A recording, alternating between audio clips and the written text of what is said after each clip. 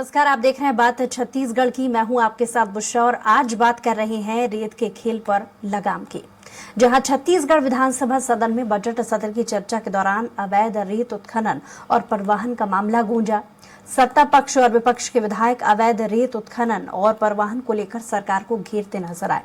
वहीं सरकार की ओर से भी रेत माफियाओं पर लगाम लगाने के लिए कार्रवाई की बात कही जा रही है। इस पर सियासत भी खूब हो रही है। पहले देखिए ये खास रिपोर्ट, उसके बाद चर्चा की शुरुआत। विपक्ष के विधायक शेषराज हरवंश ने मुद्दा उठाते हुए अवैध रेत उत्खनन की जानकारी मांगी। अवैध रेत उत्खनन को लेकर भाजपा विधायक धर्मजीत सिंह ने सदन में सरकार को बड़ी चुनौती देते हुए कहा, अगर अभी 200 पोकले नदी में नहीं होंगे तो मैं विधानसभा से इस्तीफा दे दूंगा।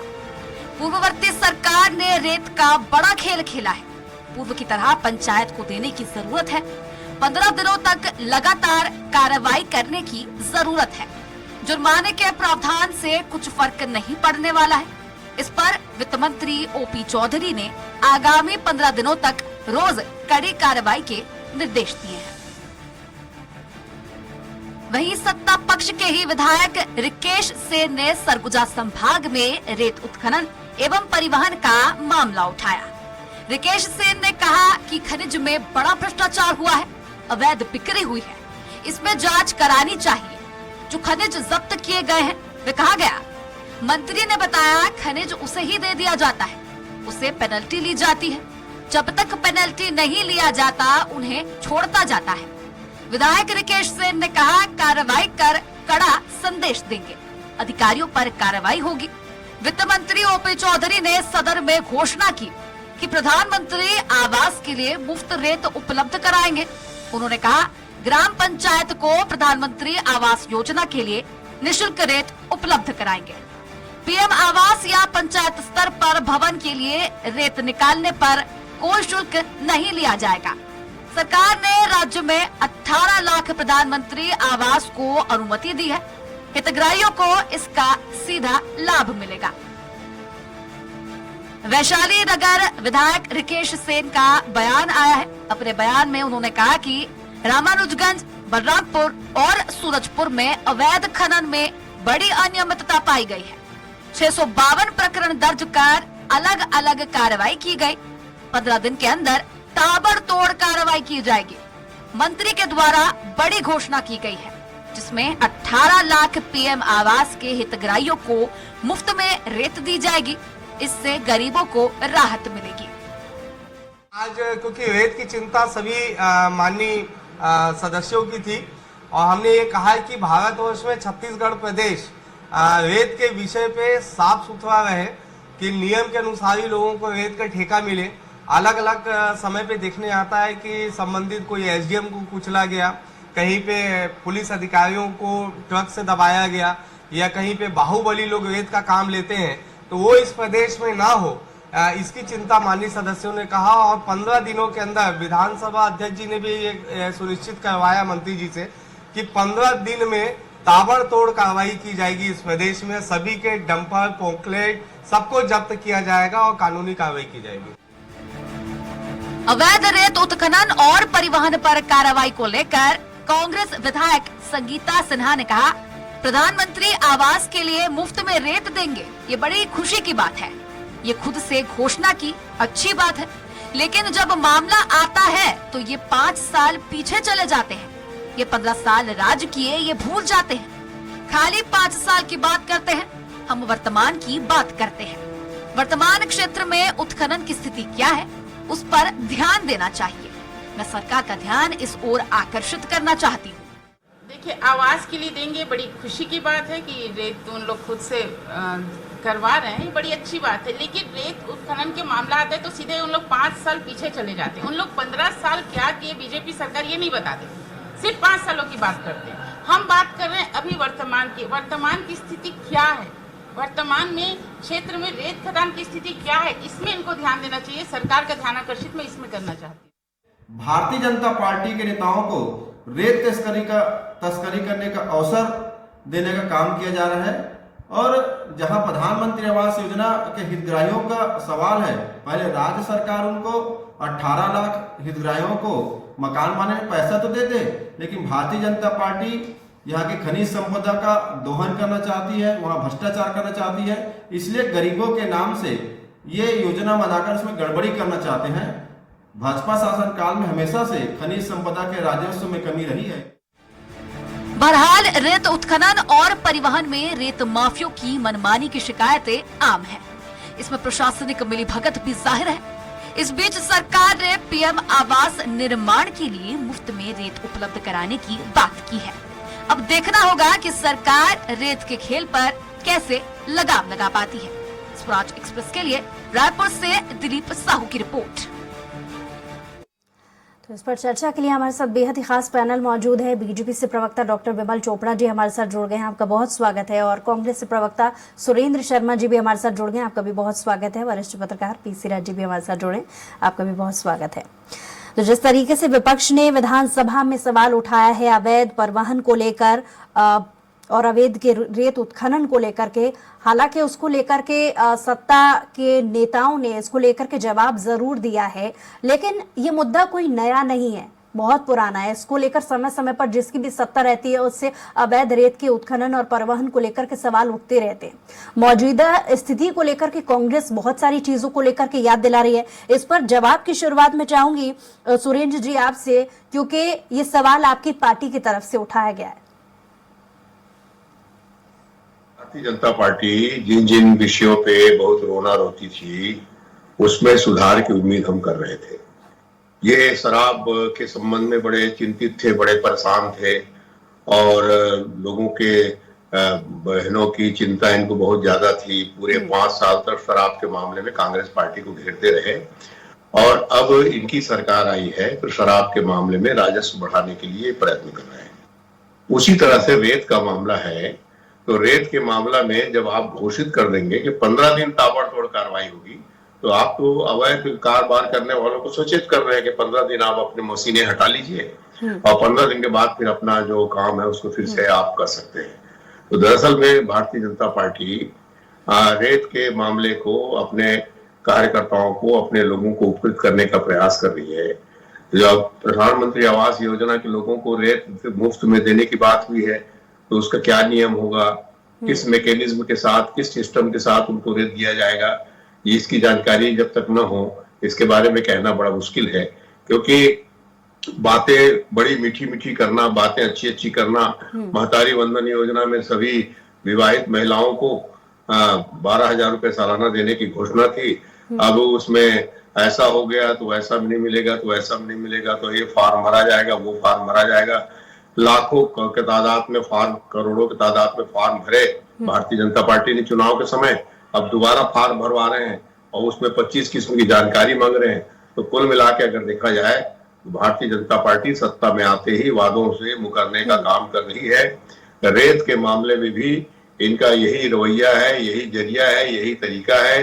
रेत की माफियागिरी पिछले भारतीय जनता पार्टी के 15 साल में जिस तरह से रेत की माफियागिरी चली थी, उसी दिशा में सरकार फिर से अग्रसर होने की तैयारी में है, इसके सिवाय कुछ नहीं है। सुरेंद्र जी, आपकी पार्टी की तरफ से हवाई सर्वे को लेकर के भी जिक्र किया जा रहा है, लेकिन उसमें बड़ी बात यह है कि बहुत बड़ी चुनौती कहीं ना कहीं इस बयान से समझ में आती है सत्ता पक्ष के नेताओं के लिए, क्योंकि ये दावा तक किया गया है कि अगर अब भी 200 पोकलेन नदी में नहीं मिली तो वो विधानसभा से इस्तीफा दे देंगे। यानी कि जो अपनी बात पर कितना विश्वास कांग्रेस पार्टी के नेताओं को है, यानी कि वो दावा कर रहे हैं कि इसमें जरूर गड़बड़ी है।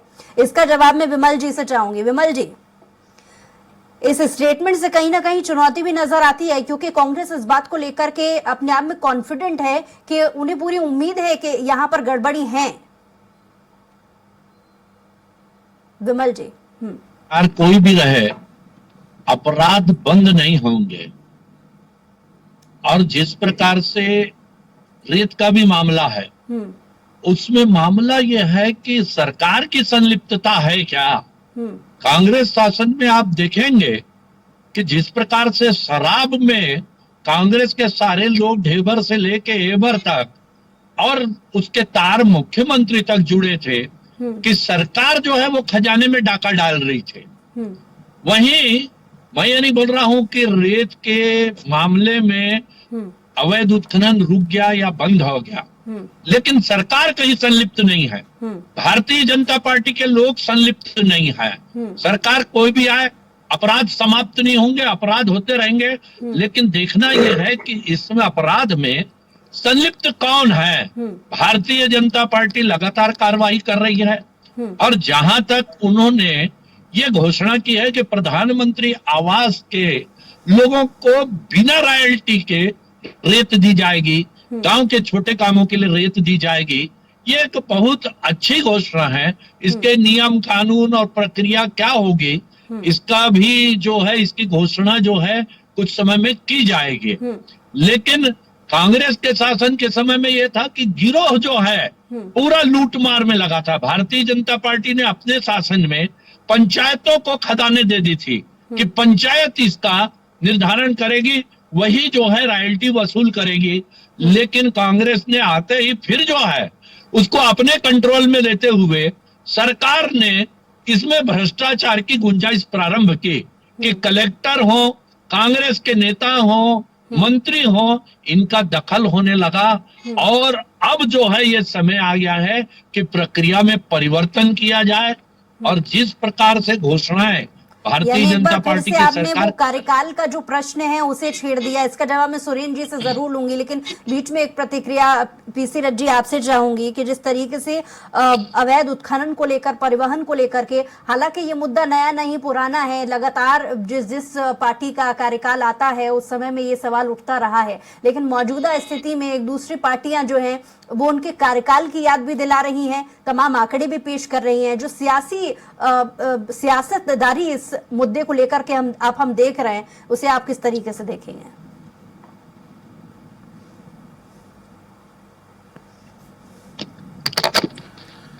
जी बुशरा जी, देखिए ये बहुत ही संवेदनशील मुद्दा है, प्रकृति के पर्यावरण से जुड़ा हुआ मुद्दा है, क्योंकि एनजीटी ने इसको लेकर के काफी कड़े नियम बनाए थे और खदानों की संख्या भी सीमित रखने की बात की थी।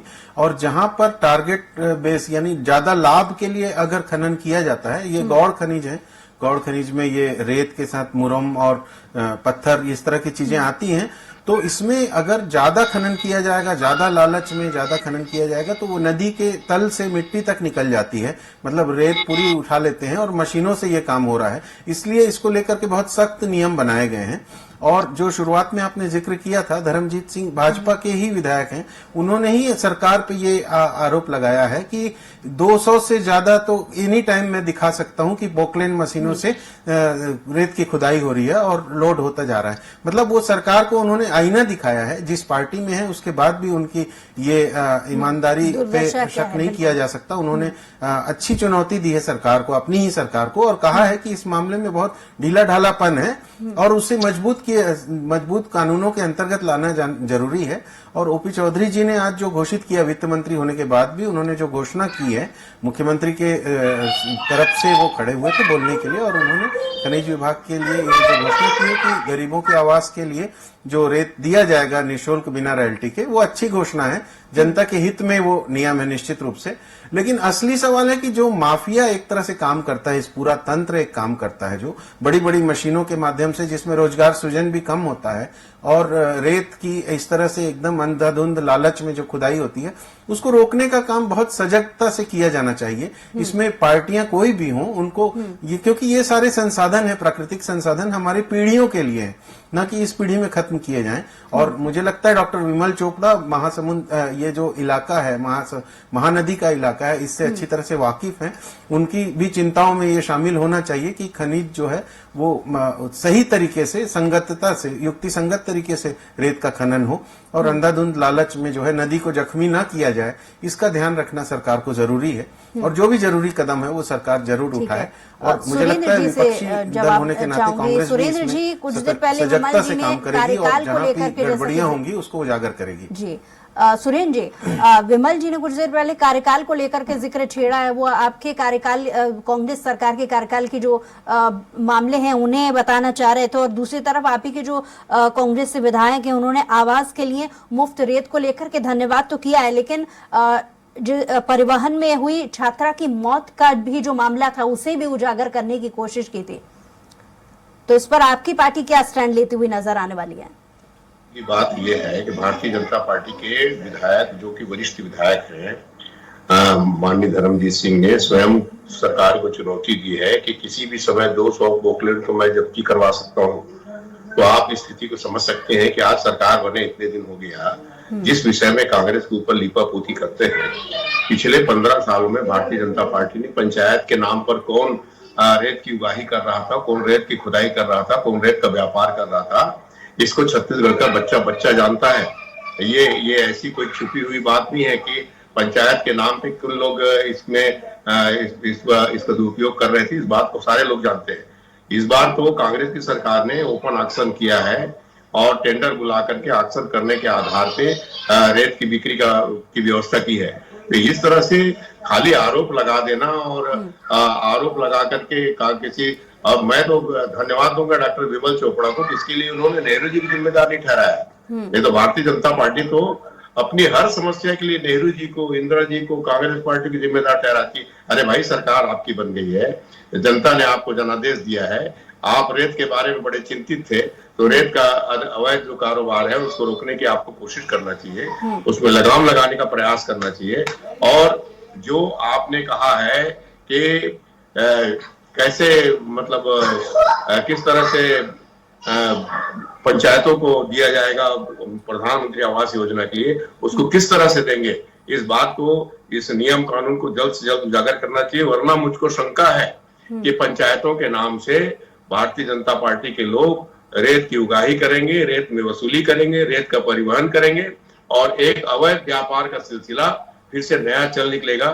तो मैं कहता हूं ईमानदारी के साथ, जैसा कि रस जी ने कहा कि ये हमारा खनिज गौर पीढ़ियों के लिए है, तो इसका सदुपयोग हो, दुरुपयोग न हो, इसमें अपराधी तत्व शामिल न हो, इस बात को सुनिश्चित करना वर्तमान सरकार की जिम्मेदारी है और उनको अपनी जिम्मेदारी को निर्वहन करना चाहिए। विमल जी, सुरेंद्र जी का सवाल यही है कि क्योंकि सरकार आपकी है और संलिप्तता का जिक्र आपने भी छेड़ा था, लेकिन सवाल यही है कि अगर सरकार आपकी है और कुछ कांग्रेसी नेता भी इसको लेकर के स्टेटमेंट दे चुके हैं कि आखिर बीजेपी ये क्यों भूल जाती है कि 5 साल के पहले 15 साल का जो कार्यकाल था वो बीजेपी का था। लगातार उस समय से भले ही बीच में 5 साल कांग्रेस की सरकार रही हो, लेकिन इस मामले में लगातार जो ग्राफ है वो बढ़ता चला है। ये खुद बीजेपी ने भी माना है कि 55 प्रकरण उन्हीं के कार्यकाल में दर्ज हुए हैं, तो क्यों अभी तक इसकी रोकथाम के लिए भरपूर प्रयास बीजेपी की तरफ से नाकाफी साबित हुए?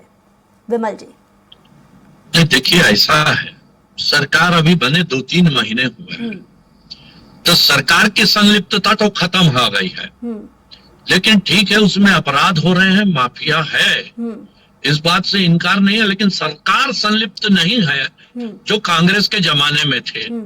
अब सुरेंद्र जी हमारे मित्र हैं कि जब लगातार छापामार कार्रवाइयां चल रही हैं, ईडी, आईटी, तो आखिर इस और भी अगर बीजेपी ध्यान दे ले तो अच्छा होगा, यही तो कांग्रेस का सवाल है। सुनिए ना थोड़ा सा, मैंने कहा ना कि ध्यान दिया जाए, सरकार को समय कितना मिला है। और जहां तक अभी सुरेंद्र जी बोल रहे थे कि उन्होंने ठेकेदारी प्रथा से जो है ऑक्शन किया, 10,000 ग्राम पंचायतें हैं छत्तीसगढ़ में, उनको अधिकार दिया गया, तो उनको क्या कोई सरकार नियंत्रित कर सकती है? और 33 जिलों के जिला कलेक्टर को मुख्यमंत्री नियंत्रित कर सकते हैं। ये कांग्रेस की नीति थी कि कलेक्टरों के माध्यम से कांग्रेस के लोगों को ठेका दिलाया जाए। अब दूसरी बात मैं ये बोलना चाहता हूँ, वास्तव में इस अपराध को रोकने के लिए प्रक्रिया में कहीं ना कहीं परिवर्तन होना चाहिए। और मेरा तो सुझाव ये है भी व्यक्ति उठाए, हालांकि एनजीटी को इस पे आपत्ति होगी, एनजीटी से क्लियरेंस लेना चाहिए, और जो मकान बन रहे हैं, जो निर्माण हो रहा है, उनसे सीधी प्रायोरिटी जो है सरकार के खजाने में जाना चाहिए। किसी का मकान बन रहा है, उसमें परमिशन ली, कितनी रेत लगेगी, कितनी गिट्टी लगेगी, उसकी सीधी रॉयल्टी खजाने में जाए। गांव में मकान बन रहा है, उसकी सीधी रॉयल्टी जो है खजाने में जाए। यदि कोई सड़क बन रही है, सीधी रॉयल्टी खजाने में जाए।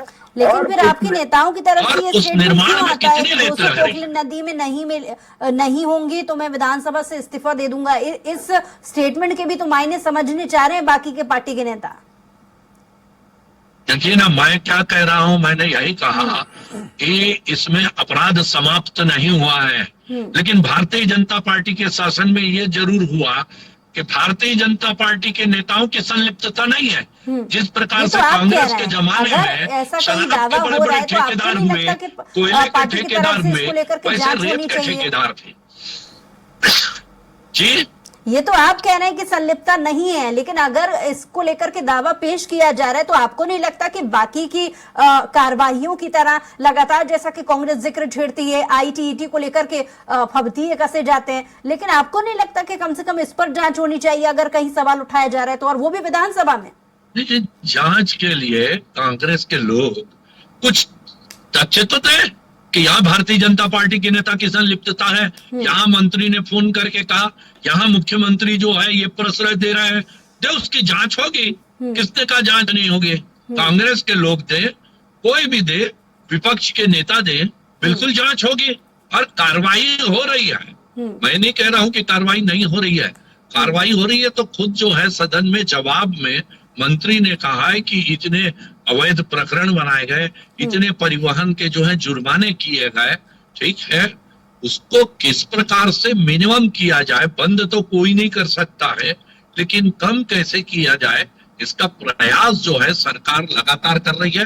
भारतीय जनता पार्टी के लोग भी लगे हैं कि इस प्रकार के अपराध और खनिज का जो दोहन है, लेकिन निर्माण यदि बढ़ रहे हैं तो उसकी व्यवस्था जो है रेत के करना, वो भी सरकार का काम है। इसके लिए कैसे प्रक्रिया होगी? बहुत शुक्रिया हमारे साथ जुड़ने के लिए। सुरेंद्र जी आपका भी बहुत शुक्रिया और पीसीराज जी आपका भी बहुत शुक्रिया हमारे साथ जुड़ने के लिए।